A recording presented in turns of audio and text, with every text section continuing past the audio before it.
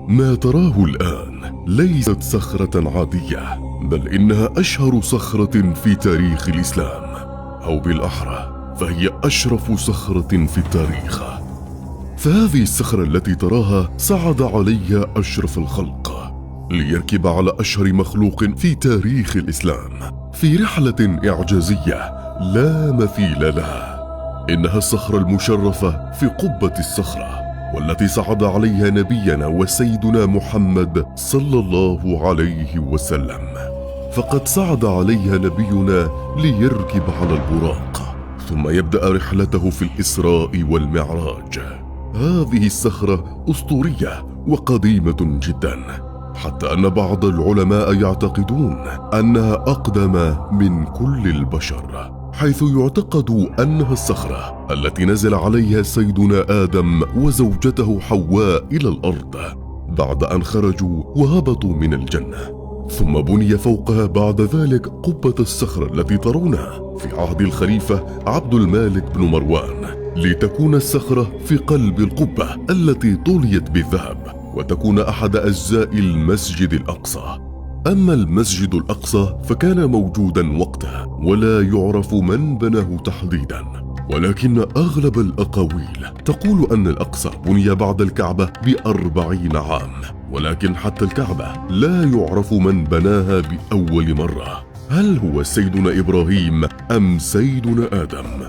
ولكن هل سألت نفسك لماذا كان الأقصى هو قبلة المسلمين الأولى؟ فالمسجد الحرام أقدس من الأقصى، وقد بني قبله ب40 عام، وكان هو المسجد المقدس لكل العرب وقوم سيدنا محمد، فهو أول بيت للمسلمين. وهنا القرآن يجيبك: وما جعلنا القبلة التي كنت عليها إلا لنعلم من يتبع الرسول ممن ينقلب على عقبيه، وإن كانت لكبيرة إلا على الذين هدى الله، وما كان الله ليضيع إيمانكم إن الله بالناس لرؤوف رحيم.